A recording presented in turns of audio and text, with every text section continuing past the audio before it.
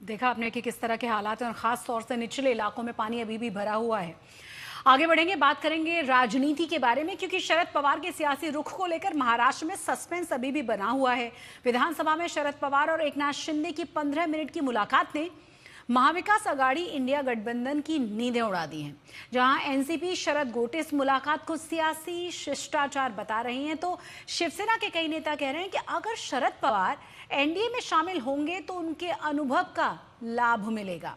वहीं उद्धव सेना ने एक बार फिर से गद्दार वाला वार किया, तो शिंदे ने पलटवार करते हुए संजय राउत को दिमाग का इलाज कराने की नसीहत दे डाली।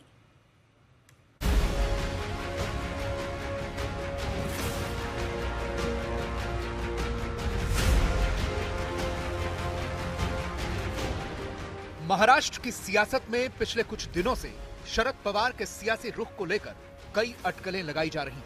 ऐसी खबरें हैं कि शरद पवार इंडिया गठबंधन और महाविकास अघाड़ी का साथ छोड़कर एनडीए और महायुति में शामिल हो सकते हैं।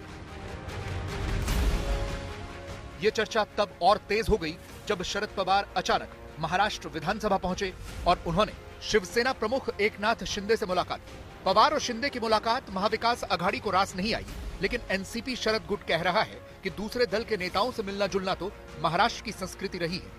इसमें इतना हाई तौबा क्यों हो रहा है? महाराष्ट्र के राजनीति में एक मुलाकात कल ऐसी हुई जिसके बाद खलबली मच गई है। एकनाथ शिंदे की केबिन में खुद एनसीपी के सुप्रीमो शरद पवार पहुंचे और उनके मुलाकात के बाद कई सारे मायने महाराष्ट्र के राजनीति में निकाले जा रहे हैं। हमारे साथ एनसीपी शरद पवार पार्टी से विधायक और नेता जितेंद्र आव्हाड है। हम उनसे जानने की कोशिश करेंगे कि हमेशा कहा जाता है कि शरद पवार कोई भी राजनीतिक चाल चलते हैं तो उसके कई सारे मायने निकालते। कल की इस मुलाकात के मायने क्या निकाले? मैं पगला गया हूं, पगला हो गया। यानी आदमी की सोच अगर इतनी छोटी होने लगी महाराष्ट्र में, तो यानी ये सब महाराष्ट्र की राजनीति की जो संस्कार और संस्कृति है वो अरबी समंदर में फेंक दो उसको।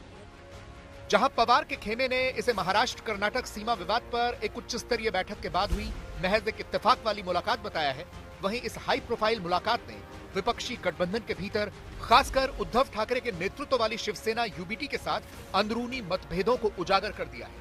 संजय राउत कह रहे हैं कि गद्दारों को सम्मान देकर शरद पवार जैसे वरिष्ठ नेता ने गठबंधन धर्म के लिहाज से ठीक नहीं किया। माननीय शरद पवार हे मोठे नेते आहेत, आदरणीय आहेत, पण ज्या एकनाथ शिंदेनी या महाराष्ट्राला भ्रष्टाचाराची आणि गद्दारीची वाळवी लावली, कीड लावली, का अख्खं विधान भवन का ओस पडलं होतं का? समोर राष्ट्रवादी भवन आहे, समोर वाय.बी. चव्हाण प्रतिष्ठान आहे। हे आमचं एका निष्ठावंत कार्यकर्त्याचं हे मत आहे, हे मत आहे। राउत के बयान पर शिंदे ने तंज कसते हुए कह दिया कि हम बाला साहब के नाम से कई मेडिकल योजनाएं चला रहे हैं, इसलिए राउत को अपना इलाज करा लेना चाहिए। अब शिंदे और शरद पवार की मुलाकात की इनसाइड स्टोरी सुन लीजिए, फिर आप तय कीजिए कि यह सियासी संयोग था या प्रयोग। कि वो लिफ्ट से नीचे आए,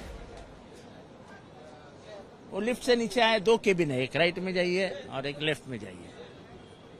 तो लोगों ने कहा कि हमको जिस जीने से नीचे उतरना है, जिस स्टेयरकेस से नीचे उतरना है, उसके नजदीक एकनाथ शिंदे की केबिन है। उनको क्या मालूम कौन सी केबिन है, किसकी केबिन है, कहाँ है। तो एकनाथ शिंदे का स्टाफ बाहर खड़ा था, उन्होंने कहा ये बैठिए। दरवाजे खोले गए, अंदर जाके बैठे, चाय पानी हुआ और हमारी मीटिंग के 15 मिनट बाद ऊपर बैठे, कैबिनेट मीटिंग में बैठे थे एकनाथ शिंदे जी। उनकी स्टाइल है, वो नीचे आए, उन्होंने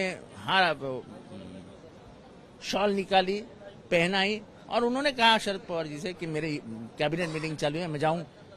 शरद पवार जी तो पार्लियामेंट्री डेमोक्रेसी के पुजारी है, उन्होंने बोला मीटिंग मत छोड़िए, आप पहले जाइए।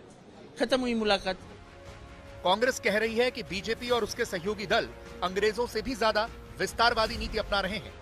केंद्र की मोदी की सरकार अपने अपोजिशन को हमेशा टारगेट करती है, कोई नई बात नहीं है और मुझे लगता है कि और बहुत लोगों को परेशान करेंगी, क्योंकि उनका जो अचीवमेंट है देश की संवैधानिक व्यवस्था को खत्म करना, उसके लिए उनको 2/3 मेजॉरिटी जो लगती है वो पाने के लिए जो जो उनको करना है वो करेंगे। और इसलिए ये अब अंग्रेज से भी बदतर व्यवस्था जो केंद्र की सरकार में बैठी है, उसी का परिणाम कई अपोजिशन के लोगों को भुगतना पड़ रहा है। एनसीपी शरद गुट कह रहा है कि शिंदे और पवार की मुलाकात के पीछे कोई छिपा हुआ राजनीतिक मकसद नहीं था। इधर शिवसेना कोटे से गृह राज्य मंत्री योगेश कदम ने कह दिया कि अगर शरद पवार जैसे वरिष्ठ नेता एनडीए में आते हैं तो उनका स्वागत है। नहीं, हमने तो पहले दिन से ही कहा है, संजय राउत जी ये ऑनरेबल बाला साहब जी के कभी कार्यकर्ता नहीं थे, वो कभी उद्धव जी के कार्यकर्ता नहीं थे, वो हमेशा से ही शरद पवार जी के ही चले रहे हैं। अभी गुरु ने शायद उनको बताए बिना एक निर्णय लिया है या फिर लेने वाले हैं, तो शायद उनको उसकी वो मिर्ची लगी रहेगी, अब उनको बुरा लगा रहेगा। भविष्य में एनडीए में आते हैं तो स्वागत करेंगे आप जी? अगर भविष्य में पवार साहब एनडीए में आते हैं तो स्वागत करेंगे? बिल्कुल स्वागत करेंगे, क्यों नहीं करेंगे। शरद पवार जी जैसा एक नोबल मैन जिन्होंने महाराष्ट्र के लिए बहुत कुछ किया है, द मोस्ट सीनियर पॉलिटिशियन आज की तारीख में वो महाराष्ट्र में है। मेरे ख्याल से अगर जब भी ऐसे नेता अगर एनडीए में आएंगे तो बिल्कुल उनसे भी हमें कुछ सीखने मिलेगा। फिलहाल शरद पवार की पार्टी कांग्रेस में विलय और एनडीए में जाने जैसी दोनों चर्चाओं को अफवाह बताकर खारिज कर रही है, लेकिन महाराष्ट्र की राजनीति में समीकरण कब बदल जाए ये कहना मुश्किल है। शरद पवार और एकनाथ शिंदे की मुलाकात पर अब खुद डिप्टी सीएम एकनाथ शिंदे ने भी संजय राउत पर बड़ा तंज कसा है। शिंदे ने कहा कि अगर शरद पवार विधिमंडल आते हैं तो उनका स्वागत करना ये महाराष्ट्र की राजनीति की संस्कृति है, लेकिन अगर इससे किसी के पेट में दर्द हो रहा हो तो हमने मुंबई ठाणे में बाला साहब ठाकरे के नाम से मेडिकल ट्रीटमेंट की सुविधाएं उपलब्ध कराई है, वो जाकर अपना इलाज करवा ले। इस तीखे बयानबाजी के बाद एक बात तो साफ हो रही है कि 15 मिनट के इस मुलाकात ने महाराष्ट्र की सियासत में एक नया पॉलिटिकल वॉर छेड़ दिया है। कैमरा पर्सन राजू नामदार के साथ मैं ऋत्विक भालेकर, मुंबई, आज तक।